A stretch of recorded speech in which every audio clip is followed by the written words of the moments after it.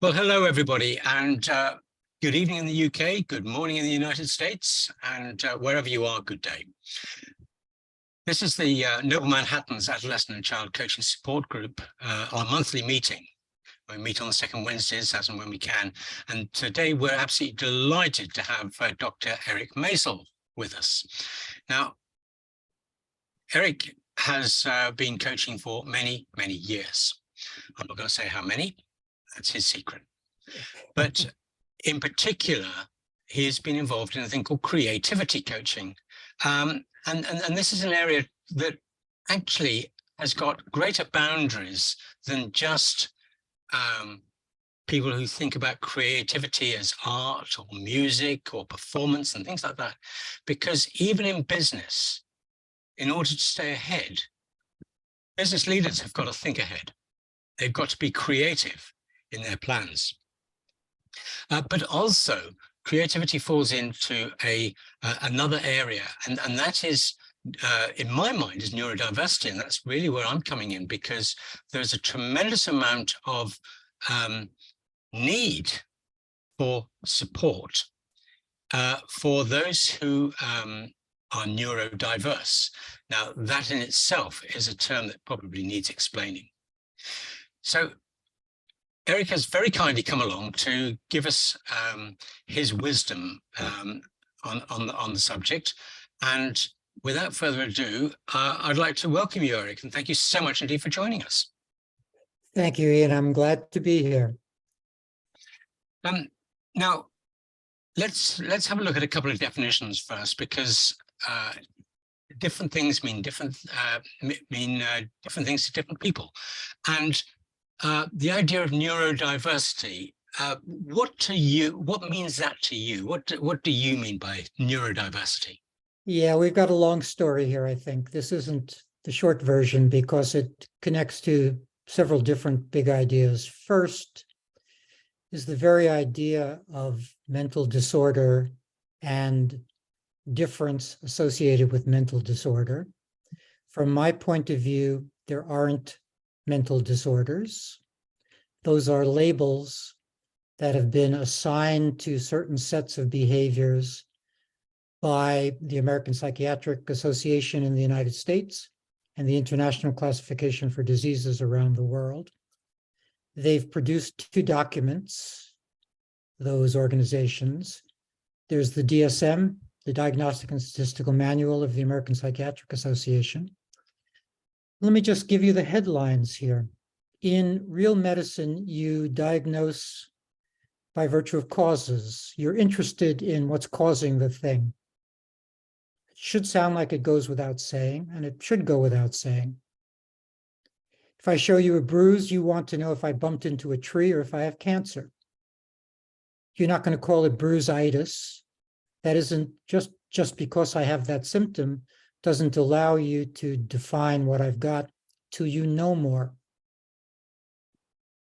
In the mental disorder paradigm, there's no interest in causation. That will sound weird to folks on the call, but there's no interest in causation. There's only an interest in accumulating symptoms and making a symptom picture out of them. As to why those symptoms ought to go together, that's never explained because there is no explanation. Why should gaining weight or losing weight and feeling tired and two or three other things equal clinical depression? No particular reason except that they often are seen together. That's why it's called a diagnostic and statistical manual rather than a diagnostic and treatment manual. It's that things are regularly seen together. So I know I'm going on, but I want to get to the place of trying to understand why things like ADHD or clinical depression or bipolar are merely labels and do not explain anything. They have no explanatory power. So that's A.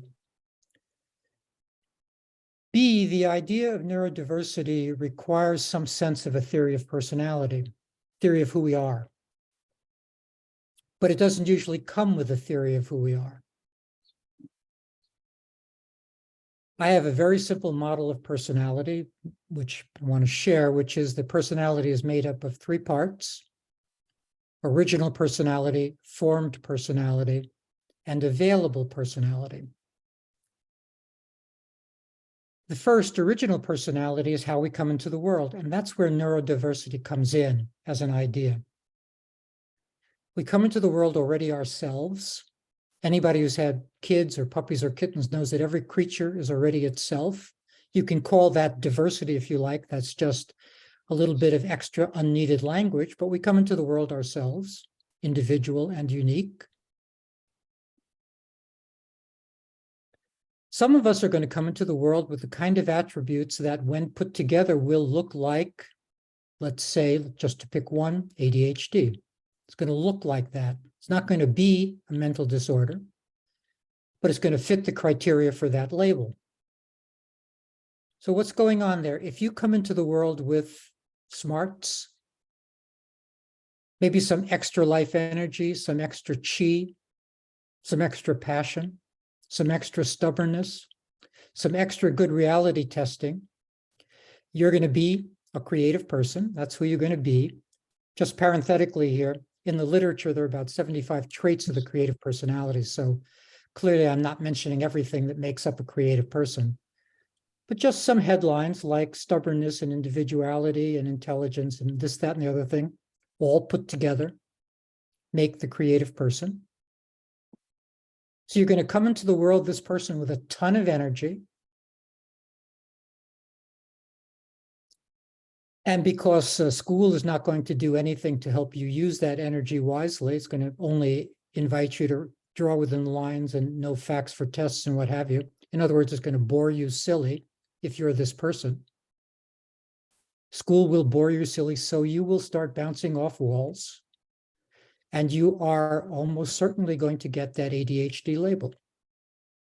Just by virtue of the fact that you're a creative person, creative kid with lots of energy, who has no real place to put that energy. Put that kid on a farm and let him run around all day long. You won't see him all day long. He'll have no problem. He'll be at the lake for 2 hours and wrestling with his friends for 2 hours, and he'll be back hungry, and he will have had a perfect day. And there'll be no ADHD to be seen. But put him in a church pew, or try to sit him down at the dining room table, or try to put him in a classroom, and suddenly he's constrained and needs to bounce off walls. So I don't know if I can summarize precisely, but to circle all the way back around, we all come into the world with an original personality. You can call that neurodiversity if you like. I don't think that helps matters to have that additional languaging of a reality. If we are not looking for explanations, which psychiatry does not look for, if we're not looking for explanations, then we're only looking for descriptions of things.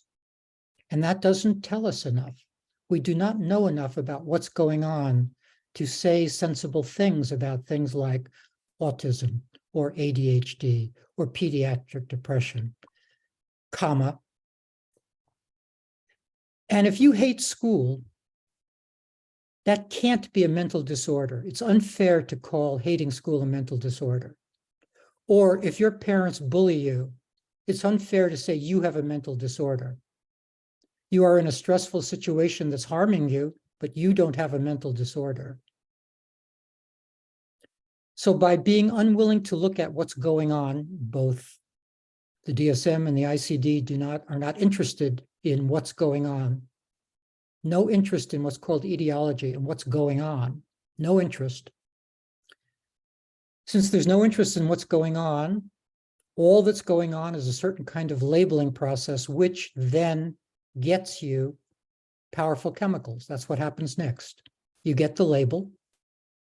You're provided with a label. And then you get a tremendously powerful chemical called medication. It's not medication because there was no disease found. So it's not real medication, but it's a powerful chemical with effects. And now you are ready for an addiction. Oh, opioid addiction. Where'd that come from? Well, let's give kids 3 or 4 or 5 powerful psychiatric meds for no reason. Let's do that and see how well kids do. Let's see if they're suicidal then or prone to addiction. Of course they will be. So in trying to deconstruct the idea of neurodiversity, I think we have to come up against the mental disorder paradigm that is currently prevalent, announce that it's fraudulent, It's illegitimate. You can't diagnose on the basis of symptom pictures.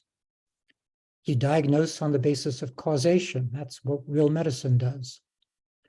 So there's a big illegitimate thing happening here that lands us in the place of millions of kids and their parents pressured into taking chemicals that they ought not to be taking. I know that was a mouthful. I think I'll put a period there and see where you want to go next.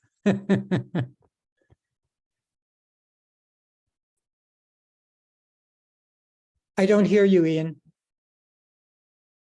It would help if I unmute myself, wouldn't it? Yes.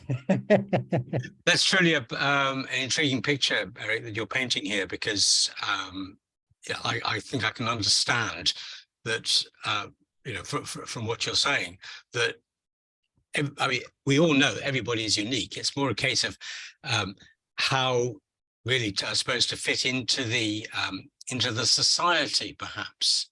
And perhaps do you feel that it could be society boundaries that are causing us to corral these people?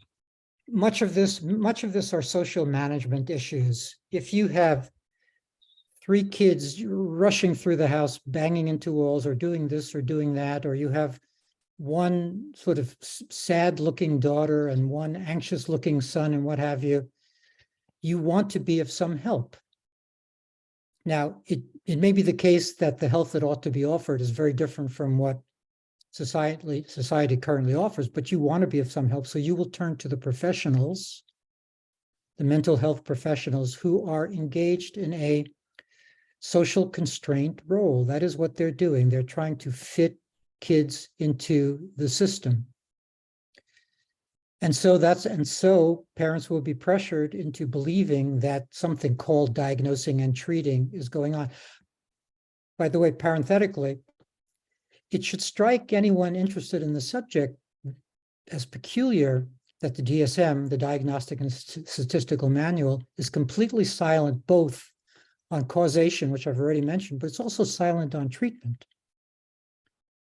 And of course, it's silent on treatment because it doesn't know what's going on. Treatment needs to connect to an actual illness, some kind of mechanism. If you don't have any mechanism to turn to, then of course you don't know how to treat it. So that's why it's silent on treatment. So we're not talking about treatment here. We're talking about providing powerful chemicals which have effects, which is not treatment, providing a lifelong label, which maybe gets you accommodations or some other things in a social setting, in a school setting.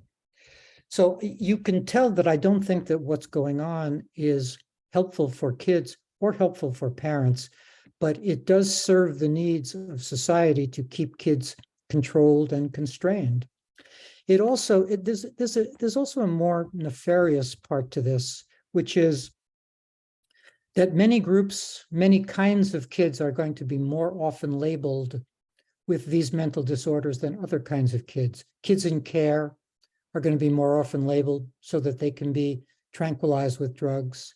Here, the Native Americans have for hundreds of years been designated as feeble-minded. That was the way to keep them down. Well, we can't use that language anymore, so let's give them mental disorders now. Let's give them ADHD or something else and give them chemicals based on that kind of labeling. So there's a big social suppression part to the current mental disorder paradigm.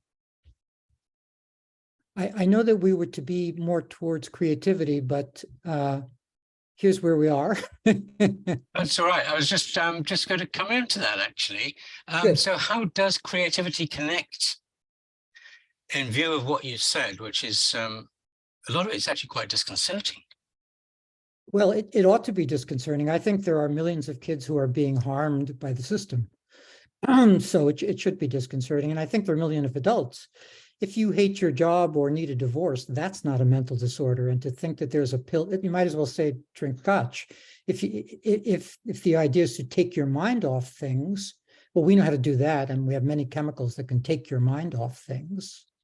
So it should be disconcerting. By the way, just as a metaphor or as a mental picture, if a raging rhino is coming at you, we know how to tranquilize it. You shoot it with a dart.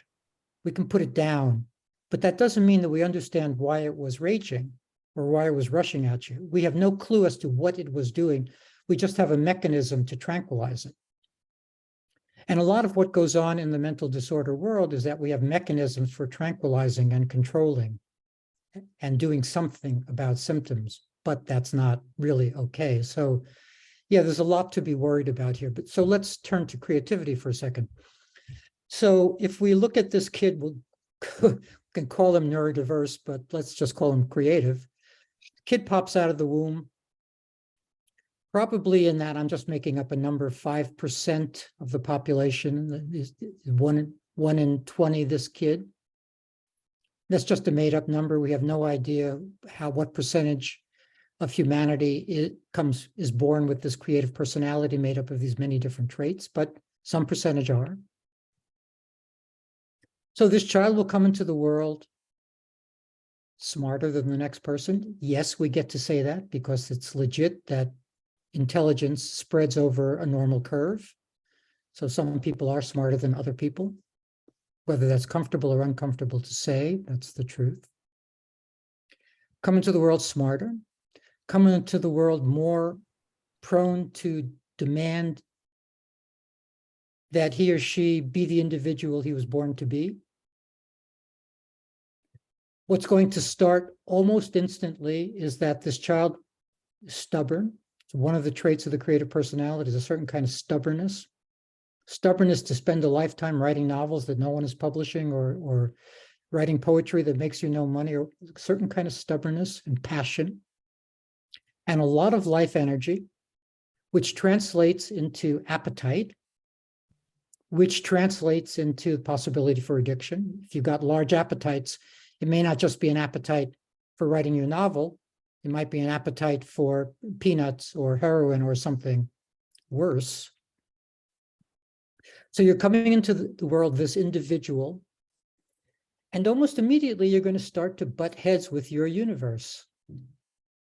You're going to start to be oppositional, or you may hide all of that oppositional energy. You might be the nice girl who's oppositional inside, or the rowdy boy who's oppositional outside, but both are oppositional inside. They're feeling at odds with their universe, which of course leads to, as an adolescent, alienation, that feeling that so many adolescents feel of just not it makes no sense that they're part of this universe makes no sense to them.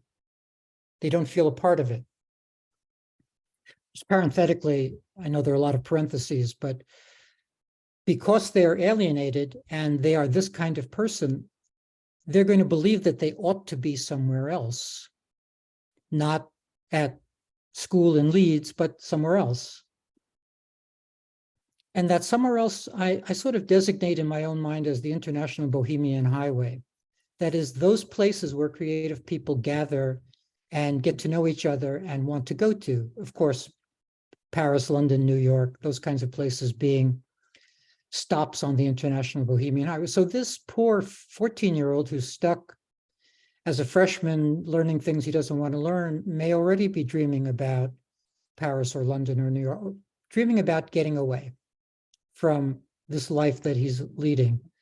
So to circle all the way back around, this creative kid is going to be at odds with his society, and he's going to have no way to make use of his potential. And this is one of the sad things about, this is not about culture doing it to him, but really sort of the nature of developmental psychology.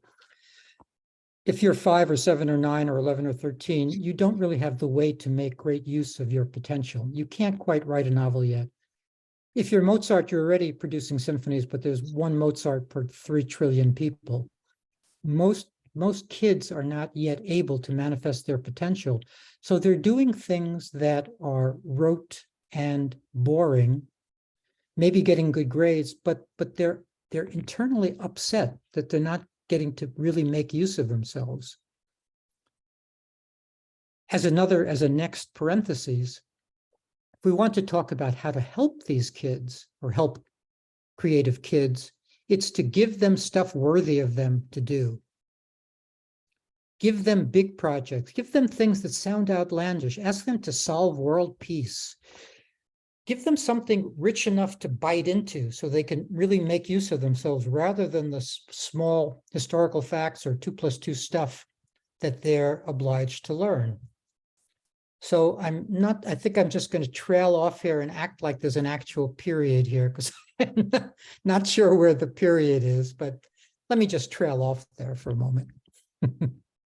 And right, okay, so now we've got children, we've got adolescents who don't fit, say, the normal curve when it comes to education. From what you're saying, you know, they hide, you know, they mask what their feelings are, and I know this is particularly pertinent for, especially for girls, which is why now autism in girls is becoming more and more identified, because more and more labeled. Yeah, okay, sorry. Yeah, more and more labeled. That's all right. Just checking that you're listening. Yes. And therefore, what it means is that the whole of the education system is not just in the United Kingdom, this is worldwide. We've got an education system which is trying to cram us all into the same box. That's right. And we've been doing this for centuries, surely. That's right. So let me speak to a few related points. This child, whether a child or an adolescent, this person, this creative person, is going to be naturally more despairing than the next child and naturally more anxious than the next child. And I'll explain why. There's a why here. There are reasons for this. It's not that they have the mental disorder of depression or the mental disorder of generalized anxiety. There are reasons. They are more anxious because they've set the bar higher than other kids. They're the ones at the recital who really wants to hit the right notes. They've already got into their heads that there are excellent ways to do things and poor ways to do things. And they want to be on the side of excellent things. That provokes anxiety. To want to be good or even the best provokes anxiety. Very often it's performance anxiety, but there are all kinds of anxieties associated with having a vision of what's beautiful, what's fair, what's just, having values, and then wanting to uphold those values, being idealistic. This child is idealistic typically. But then there's even a deeper reason why anxiety threads through this child. If he or she is already trying to be creative, trying to do something creative, that means that she's on some project. Let's just call it a short story to have something to talk about. So she's trying to write a short story. And the creative process is essentially making one choice after another. That's what the process is. Send your character to Zanzibar, send your character to Paris, put a comma in, take a comma out. It's one choice. There's nothing there until you make a choice. And choosing provokes anxiety.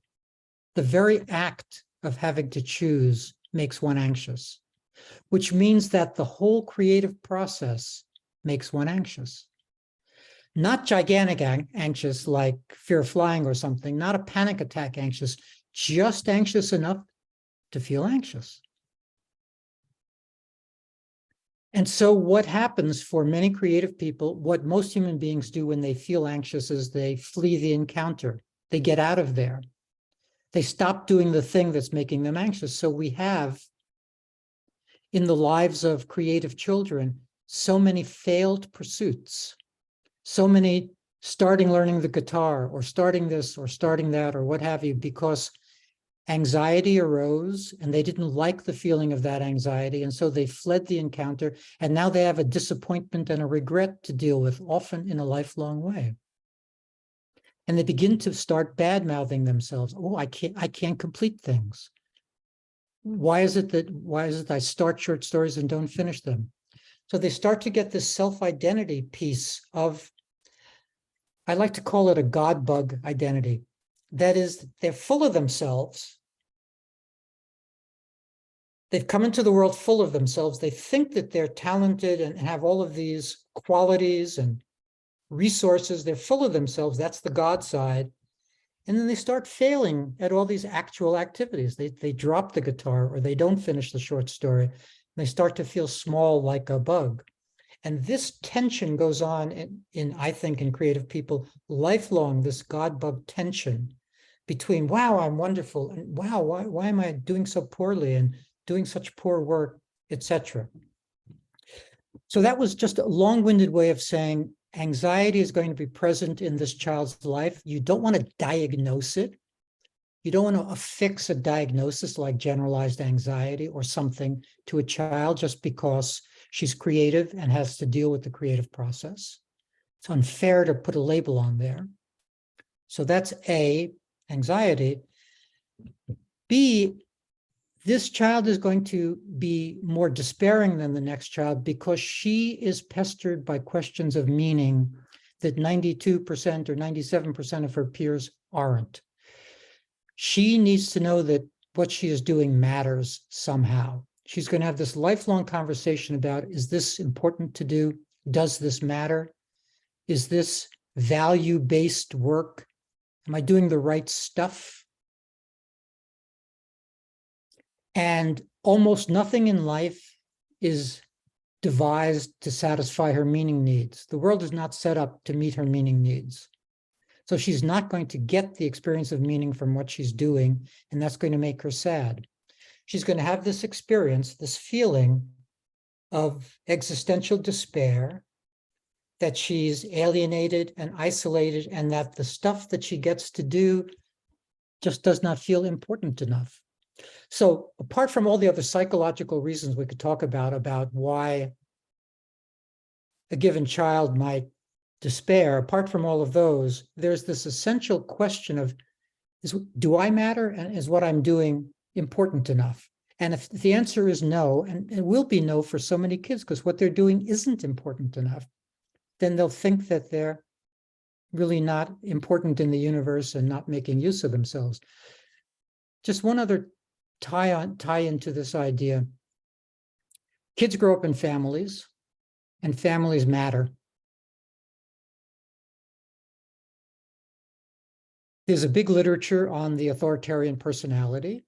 I think many of your listeners may know that.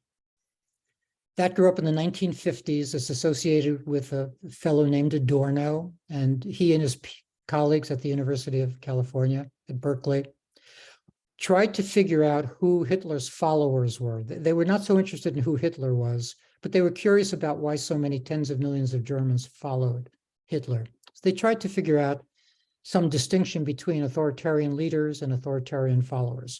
So a big literature grew up in the 1950s.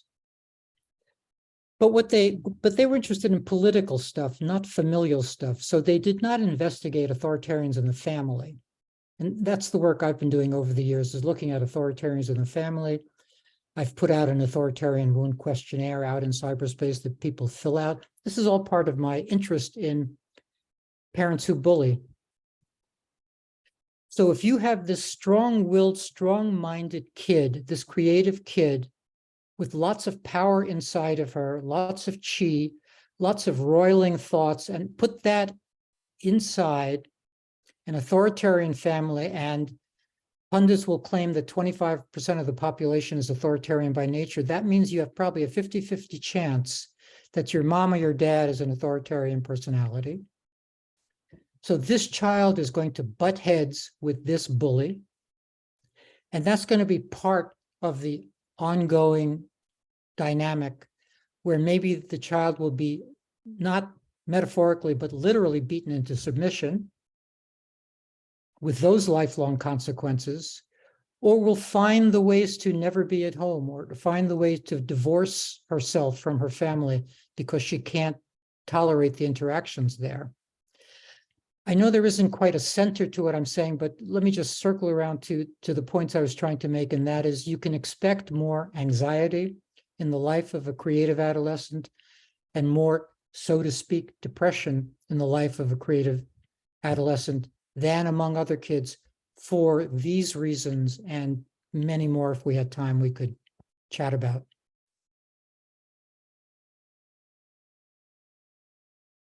I'm going to make the same mistake twice.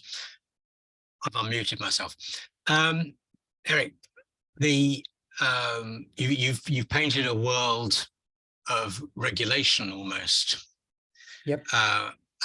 So let's take that regulation away and go blue sky and go into the world of Eric. Eric, how would you change this? Oh, really blue sky. Really blue sky. People would be nicer. Parents would be nicer. Parents would actually love their children, as opposed to paying lip service to the idea that they love their children. Children would be given lots of interesting projects to work on, whatever interested them, whether it was science or art or music. They'd be not pressured to perform, but given interesting, let's call them assignments or projects to help them flourish. They would be given as much literal space as is humanly possible to run in the field, so to speak, to deal with this natural energy, which is not ADHD stuff, but natural energy. They have a lot of energy, so there need to be outlets for the energy.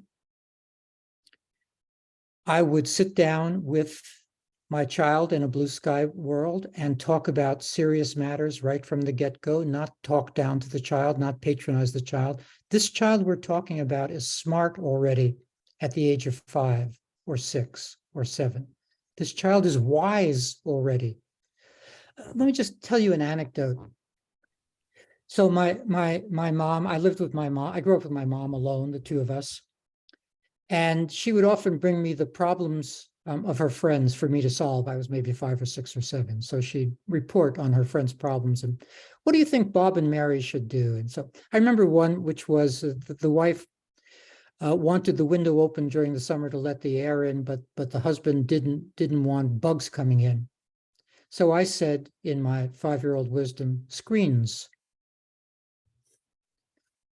Put up screens. You can invite any smart 5-year-old or 6-year-old or 7-year-old is a great problem solver already, and it just is given no problems to solve. So those are among the things. I mean, exposure to resources.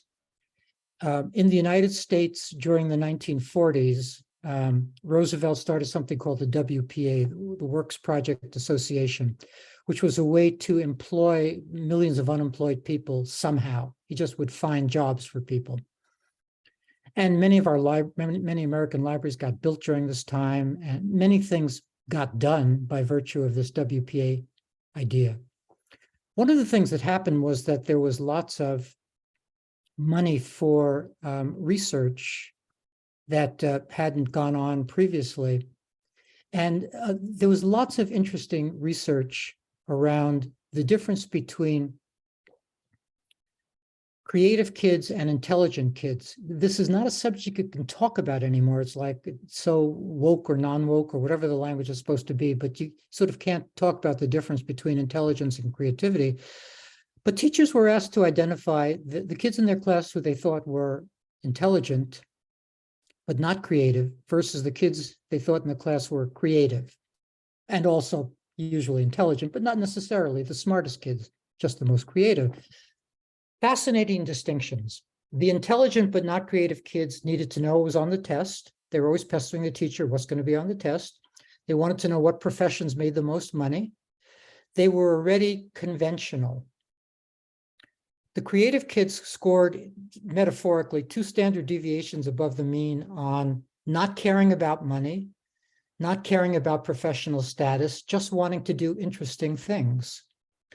So that's all by way of saying this creative kid wants to do interesting things and is ready at that young age to do interesting things. That's why the prodigies of the world, the Mozarts and the Picassos, when they have this overbearing parent who's demanding that they learn something at the age of 3 or 4, they get so good at it because they're primed even at 4 or 5 or 6 to be good at this sort of stuff. So in my blue sky world, I think the headline for my blue sky world is be nice, but also make make offers to kids that allow them to be as rich and big as they already are at 5 or 6 or 7 or 8. Thank you. And so therefore our entire society is hardly set up for that, is it? I suppose that's why it's Eric's Blue Sky World. That's right. Okay, so let's just look at those two sides of it, the regulated side in which we live and Eric's Blue Sky World. Yep. And see how we can find common ground there, or at least how can we move towards your Blue Sky World. Well, since we're interested in adolescent coaching, in the idea of coaching, we could just stay there for a moment, and that is, to the extent that the model can shift, that the helping model can shift from the psychiatric model to the coaching model, that in itself would be a wonderful thing. The psychiatric model, as I've mentioned, is, to my mind, not real medicine. It's illegitimate. By the way, just parenthetically, if you think about it, the typical amount of time that a psychiatrist spends with a new patient is 15 minutes. What could possibly go on in 15 minutes beyond a checklist - prescription? Nothing else could possibly go on. There could be no inquiry into what's going on in your life or anything except quick, let's get some symptom picture named, and at any rate, that's off to the side. But the shift from the mental disorder psychiatric model to the coaching model would be wonderful. And it would be lovely if the modesty of the coaching model could be underlined to the world. That is, that all we're trying to do is be of a little help. We don't have these grandiose diagnosing and treating ideas. We're not acting like we understand what's going on. They're acting like they understand. The other side is acting like they understand, but they don't, of course, because there's no investigations into causation. But if we could make this shift to the simple idea of what would be of a little help in a given situation. Give a simple example. You're a coach and a human being and understand how life goes, and mom brings in her son for coaching, whatever that might mean in a particular context, and kid is suddenly more anxious than he'd been the week before or the month before. Suddenly the kid's more anxious. You're an adolescent coach dealing with an anxious kid. In the psychiatric model, you're already starting to tick off boxes and heading towards an anxiety diagnosis and a pill. That's where you're already going. The coaching model, you're going to inquire of the kid, of both the parent and the kid. What's changed? What's going on? And I'm pausing here for effect because you want some space for a child or a parent to have a chance to actually think about what's going on. The parent may say, absolutely nothing different. I mean, we did move Johnny's sister in with him last week. They're sharing a room now. They weren't doing that before, but of course that doesn't matter, right? And a normal human being coach would say, of course such things matter. That's a big change in Johnny's life. And that's not to say that you want to separate them again, but you have to take into account that this is a new life for Johnny now that he's sharing his room with Susan. So let's try to brainstorm. Johnny, what would work for you? Do you need a curtain up between you and Susan, or what do you need to make this transition work, etc.? It's real inquiry. It's like what's going on, nothing fancy, nothing medical sounding, just what's going on, what's changed, what's new, and what would you like to try? Those are our twin endeavors, to be of a little help and to inquire, what would you like to try? Nothing fancy, what would you like to try? And in my work with clients, for you were not going to say how long I've been coaching to spare me an age question, but yeah, it's a long time. In these 35 or 40 years of working with clients or more, I've never had a client, when asked, what might we try? Have nothing to say. Well, sometimes I'll take that back. Sometimes they're in such a state of despair that they really don't know what to try. Then I might want to offer some suggestions or be of more help. But most often, the client brings up a situation and we've got some clarity as to what the situation is. My paintings aren't selling well enough, or I'm blocked on my novel, or whatever it is that my creative clients are coming to me with, whatever it is. My response will be, yeah, you're in a tough situation. What would you like to try? So to circle all the way back around to what would help, just asking of the participants, the parents, the siblings, the, so to speak, identified patient, the kid, asking of them, what's going on? And what would you like to try?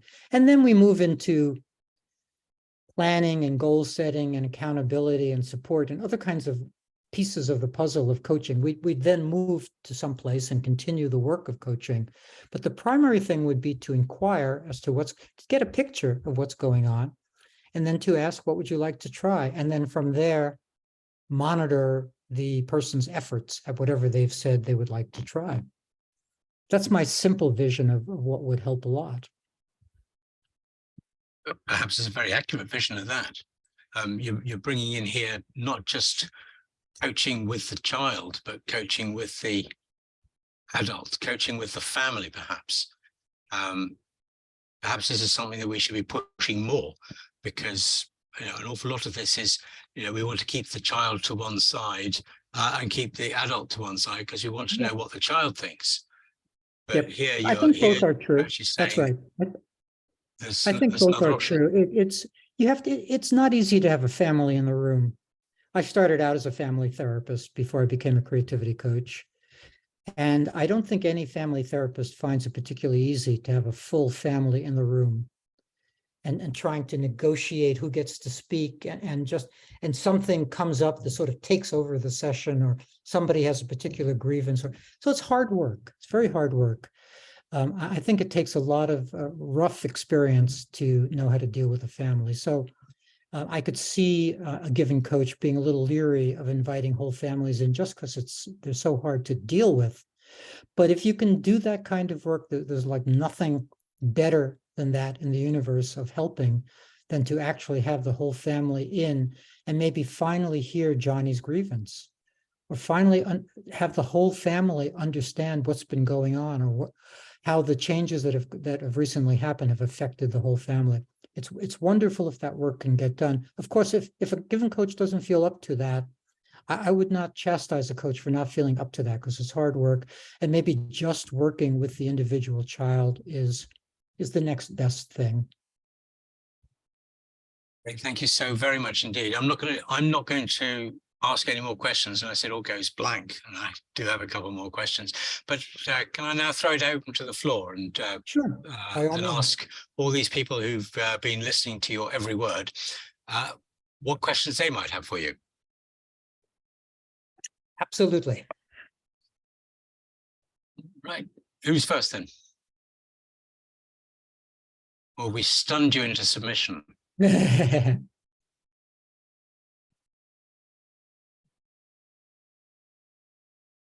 Okay, looks like we've stunned them into submission. Well, either that or you've explained everything. Oh, Marion, you've come up. Well, let me just piggyback on one of the ideas that we were chatting about, and that's this racing brain stuff, which of course nowadays used to be called mania. Now it gets embedded into bipolar.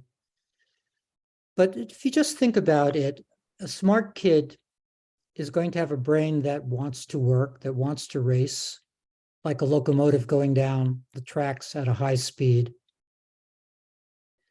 And it is not necessarily entirely in the child or the adolescent's control. Then we get negative obsessions, unproductive obsessions, that sort of stuff, because the brain is racing.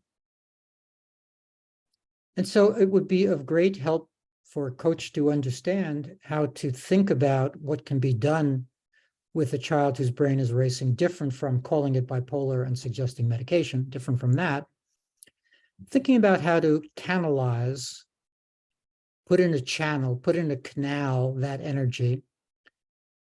And that might be nowadays for kids, very often it's video games. The kid who's ADHD over here is completely immersed in something over there if it's a video game.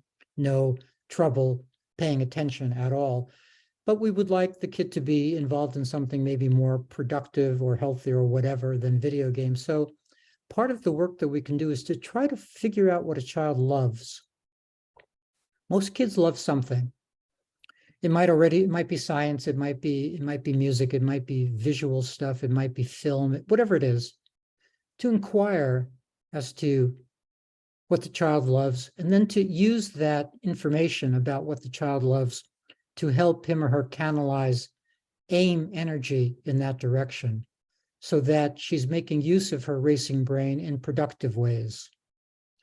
I believe that we have both productive obsessions and unproductive obsessions. Both of those are part of our repertoire. We don't want the unproductive ones, but we do want the productive ones, because that's the way our brain wants to organize itself. Our brain wants to think about something hard, wants to bite into something, wants to give something its real consideration. So if you can help a child at any age find the thing, if it's a detective series to read, whatever it is, that child is going to want to, this child that we've been talking about, this smart, creative, diverse child that we're talking about, is going to want to consume that, want to read every mystery by that author, read 100 mysteries by that author. It's going to get completely involved in that, and that will, to use oddly strong language, save that child's life, by virtue of having had the experience of being really interested in something for a portion of childhood. We have those memories of being really interested in something for portions of childhood. And those adventures, those excursions really helped us survive.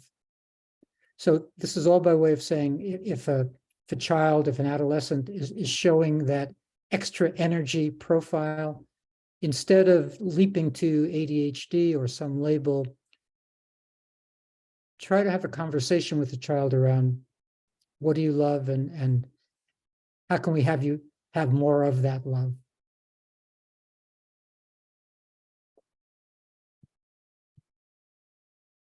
Thank you, Eric. Marion, you had a question. Yes, hello. Thank you for everything you've said so far. I've been a teacher for 40 years. This is not a view that schools have. It is not a view that teachers have. No. Just, if individuals like me do have this view, where could we start in a school? I've had ideas about that, but I don't believe that any of them would actually work. So these are blue sky ideas. But most schools, at least in the United States, maybe worldwide, pay lip service to the idea that they want to teach critical thinking skills, that's one of the things that they're supposed to be doing. If a piece of time could be carved out in the day where kids come to, rather than music or art, but to a critical thinking, called something sexier than that, but critical thinking time, where they're invited to think of something big. I think that if a new half hour a day could be carved out where kids come and are presented with the biggest questions in the world, I think that would start to energize kids and allow them to make use of some of this unused potential. It's not a complete answer, but if the question is what's a little something to do, then I think that carving out a new half hour in the day where kids are invited to think big would be lovely. Mm. And also, this is again a small thing, but in many schools are beginning to cut back on recess and playtime and other simple just community activities that the kids do for all kinds of reasons, because there's more curriculum being taught or what have you. Give them more air. I would just say that's one of the things that kids need. They need to run around the playground. And that sounds simple, but if you completely take that away from kids where there's suddenly no recess, you're just sitting there all day long. That's a pretty morose experience. So those are just a couple of simple ideas. I have no super dramatic ideas, but just there are small things to try. We're up against a system that's very entrenched, really, as we've said, right. for generations. And So- here, I'm sure you know, here it's getting stupider and stupider, more dumbing down, more books actually banned. Who would have thought that we would come to a time when books would be banned? But that's what's happening here in this country. So not only is it more and more regimented, it's also more and more stupefied. So, and the disparities between the very smart, what we would call private schools, you would call public schools, I think that the disparity between the specialty schools and the everyday schools, the gap is going to grow wider and wider as smart parents know that they can't send their kids to the other schools. They have to be sent to the good schools. So. Well, thanks, Eric. Can I just add one rider to your idea of critical thinking, which I think is wonderful, and that is that it is non-assessed. Oh, and it's absolutely not assessed. That it's absolutely not assessed. In fact, well, treats would be nice. I would give treats to the wildest ideas rather than the best ideas. Forget about best and worst, but just what's really, which do we think was the most interesting idea? Which do we think was the most outlandish idea? I'd give that one the cookie. But it shouldn't be ticking the box, examined and examined to death and things like that. And right and wrong. And let me just spend a minute. I think maybe we have 1 minute. In the creative person's life, all day long, they're supposed to do things right. Like every human being, they're supposed to pick up their kids at 3 and mow the lawn and do things right. And then a moment is supposed to come where their mind is supposed to switch somehow, and they're supposed to have complete permission to make mistakes and messes. That's the creative process. The creative mind is permission to make mistakes and messes. It's not easy to get from one mind to the other. All day long, we're supposed to get things right, all human beings. Now a time is supposed to come where we have permission to put a salmon with a skyscraper and make a salmon-shaped skyscraper or something outlandish. And most kids at 3 and 4 or 5 won't balk, but as soon as they've been touched by school, they're going to start to balk at doing something outlandish. They themselves would be made nervous by being invited to do something outlandish. So they need help to see outlandishness as not only okay, but the beautiful thing it is. In old-fashioned language, that's imagination. And kids are not invited to use their imagination much. They're asked to use their memory and other skills, but not their imagination that much. Well, there's a challenge for all of us. That is a challenge for all of us. And for my adult clients, I invite them to, my metaphor is to walk around the lake. That is to have more time just being open to one's own interesting ideas, rather than sitting there tightly wanting an idea to come, but to be more open and to wander around, so to speak. Like in the French, there's the word flâneur, the idea of a person who wanders around, typically Paris, just watching, just being open to experiences. We need more flaneurism in our schools. And the schools would say whether we had the time. And the money and the inclination and the anything. That's right. Absolutely, yeah. Great. Any other questions, please?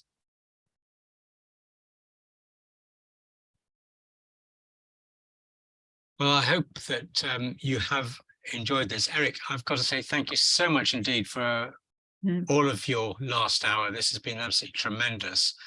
I've been sort of riveted to my chair and keep on forgetting to hit the mute switch. But apart from that, it's been absolutely wonderful to hear your side of it and to go away from what could be just the standard process that we've all probably been through. And now we're wondering whether that process is the correct process, because that's what's been required of us throughout our lives.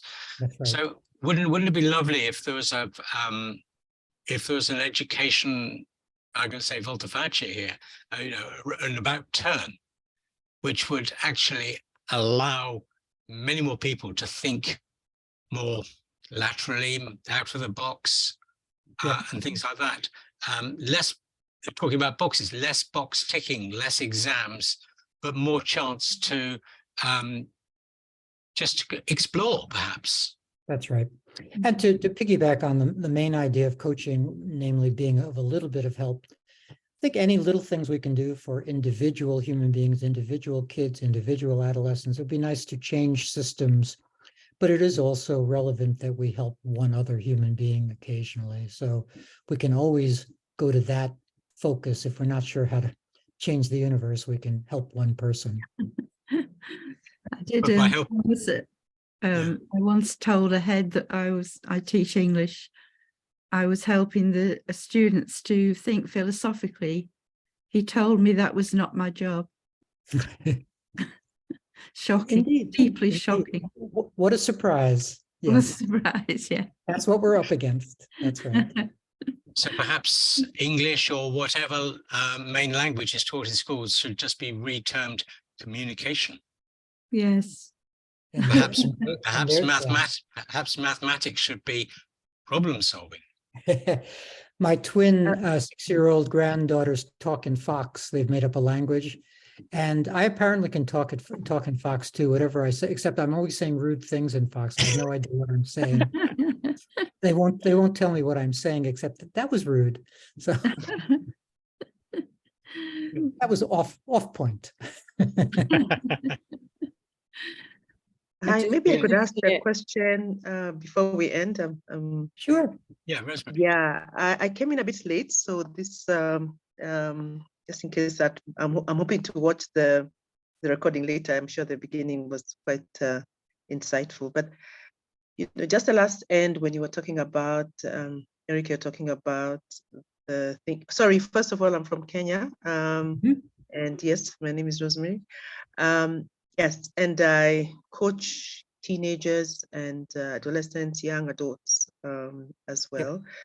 So one of the things that I found in the practice is that I get the sense that we are the teachers and the people in positions of management or power are of a completely different generation compared to the young people coming in, and therefore it is speaking to parents. You spoke a little bit earlier saying the importance of coaching the parents as well, and that's what every time I deal with young people, I realize actually I should be coaching the parents. The children are fine, the parents are the ones who need coaching. And every time I think about it, I realize is because we believe this is what success looks like to us. That's right. It looks like That's this, exactly like this, right. like this. And therefore, if anyone comes in, if the children come to us in a different way, because they are completely in a different generation and the way they think and the way they That's view, right. we really, really don't even give them the time of day. This is the way to operate. This is the only way it can survive. And in Kenya specifically, it's extremely academic. It's tick. If you don't get this marks, it's really, really, that's what success looks like. Yeah. And we've adopted it as parents and sharing that. So the kids are literally drowning, trying to come out to express themselves. And if they don't fit in our box, then they're trouble children. Then they're considered as trouble. Then of course we label them, more and more in the current years, we've been giving them, ADHD and all that kind of stuff.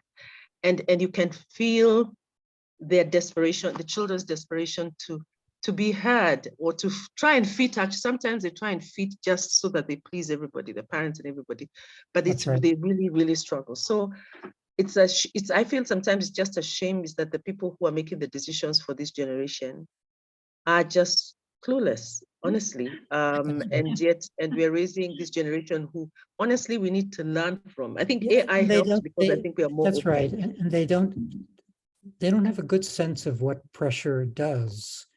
If you were to say to the adult, well, I think I'm going to give you 90 more jobs at work, how would you enjoy that? They go, God, no, I don't want, that would put me under so much stress. Well, think about what's going on with your kid with clarinet practice and needing to take advanced class. It's all pressure. This is not, it's not that the distinction is not between fun and pressure. It's between life-harming pressure and ordinary pressure. If you move into life-harming pressure, you're going to get a sad or an anxious or a defeated child. That's what you're going to get. So all I'm saying is what you're saying, just said over again. And that is, parents do need to understand that it's not okay to just keep pressuring kids as if there were no effects from pressure. We all, how many millions of books have come out about stress and what stress does, and yet parents somehow still don't get the message that stress kills or stress harms.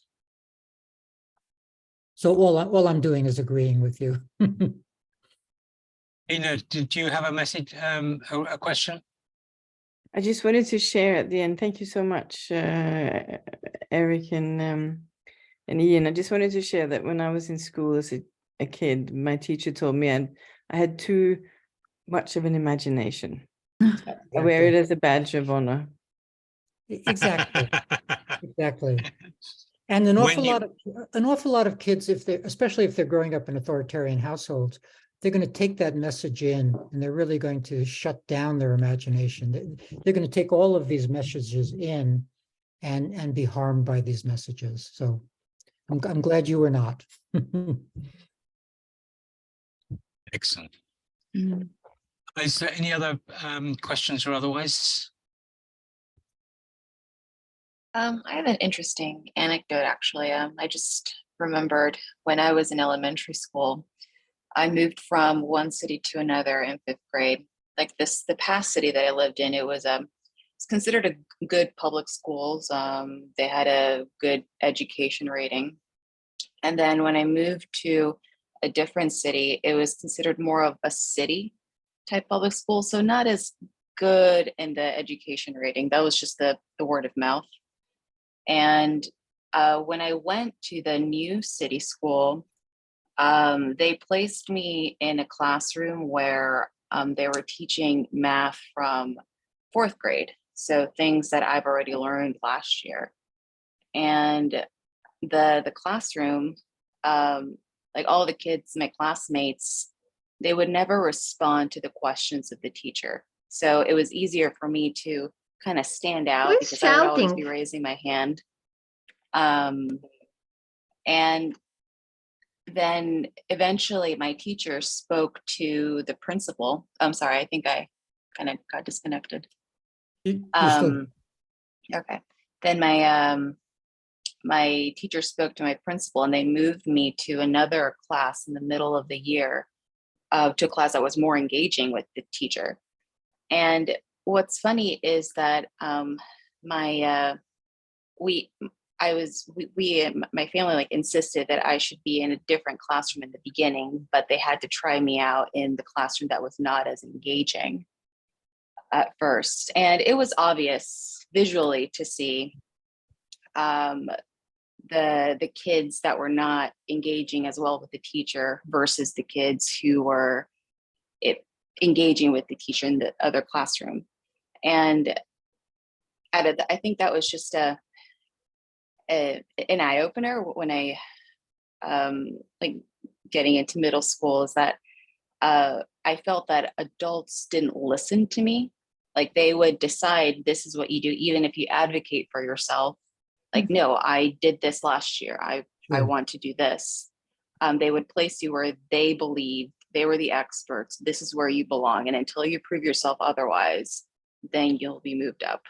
It was just an eye opener as a kid. I know we're over time, Ian, but I just wanted to piggyback one thought, and that is in the millions of classes I've taken over the years to get many degrees, I've been always shocked by how incurious students are in all of these classes, how virtually no, I'd be the one raising my hand every 3rd second. What did you mean by that? And gee, that went by fast. And you're saying I'd be such a pest. But nobody else seemed to be, they just were marking time to get the professional degree they needed to get out the other side to. So I think it's the incuriosity of human beings is a little startling. And that's why when we're talking about creative individuals or what have you, we're talking about a small subset of the whole human race, because most of the race doesn't want to do this. They just want to get on with it, whatever it is, and not raise their hands, so to speak. Mm. Oh, and she's raising her hand. For the last 10 years, I've been working in pupil referral units. This is for children who are excluded from school. They certainly ask you questions. That's right. You Isn't cannot that get away with saying anything if they That's don't so get interesting. Miss, That's right. what do you mean by that? Miss, That's how right. can you say that? That's right. And sometimes it's from curiosity, sometimes it's from oppositionalness. Sometimes But it's an opposition, yes. But it's But- interesting that when you apply for a job, it says dealing with children with challenging behaviour, as Mhm. though it's a negative thing. But Yeah, I always that's think right. those children have done well for themselves because I they've think got that's so themselves out of interesting. mainstream school. That's right. I think that's so interesting. And it's a transition period. We're supposed to get them back in, but they don't And want to go back in the in. school they left are all of their pacified classmates sitting there, Mm-hmm. not raising their hands. But often if they're sent back in, they say, oh, I'll see you in a couple of weeks, miss. They know how to get That themselves would have out. been me. That would have been me too. I had the really terrible habit of, if I didn't like a class, I would whistle in the background. I'd whistle tunes. I did get into a lot of trouble being the unpleasant kid in the class. Michael, you've raised your hand. Eric, can we take another one? Sure, of course. Yes, thank you very much, and apologies for not having the camera. It's ringing from Melbourne, Australia. It's 3 o'clock in the morning here. Oh. My question Welcome. is, I have a kid who's sort of sounds very similar to the kind of descriptions you started the session with, and on top of some of the difficulties that you describe for these kids to be in school. Yep. Of course, this is a generation that went through almost a year long of lockdown, Absolutely. and then sort of got exposed to way too much screen at the time, and now it's very hard to wind back. And so I'm just wondering your thoughts about the impact of screens on the mind as such. And I recall a particular study, I think, that I read somewhere, where they suggest that every extra hour in the day of using a screen, sort of tends to sort of throw them further into the ADHD sort of box, and whatnot. So just your thoughts about the whole, I sort don't, of well, I parenting mean, and screen and all obviously, that. I don't think I have thoughts different from what any kind of right-thinking person would have about how too much screen time is not okay. From a brain standpoint, it strikes me that it's going to be harder for the generation of kids who have been on screens so much, and especially dealing with media that goes by so quickly, the TikTok text message kind of fastness of the universe. It's going to be hard for them to have big ideas because their neurons are not going to be trained to regroup around big ideas. Simply put, every thought or every interaction with the world that a human being has means that neurons are grabbed for that reason. 100 million neurons here, 100 million neurons there. That's what thinking is. It's the grabbing of those neurons. Well, we have a profligate number of neurons, billions and billions, but if you steal away 100 million every time, you end up with not a lot of neurons for real thinking. So I don't know what this is going to mean down the road, if we're going to have poorer thinkers, even among our best, even if I wonder if our best thinkers will be poorer thinkers by virtue of this. I don't know.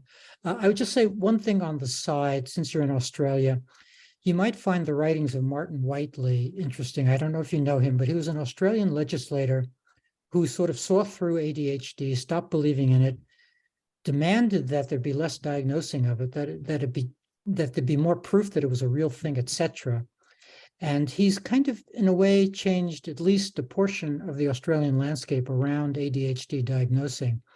So and I think he has a new book out about ADHD as an industry and not a medical reality. I'll check it out. Thank you very You much. do. I think he's an interesting guy and well worth knowing about. Okay. Can Thank I you. ask a question as well? Hello. Just one. Sorry, I missed the beginning. Can I ask one more question? Oh, yes, sure, of course. So I have an 8-year-old son. He's amazing. He's very creative and imaginative and reading a lot and a lot Yep. of stuff. I want, if it's possible, an advice or something, how I can communicate with my lovely husband.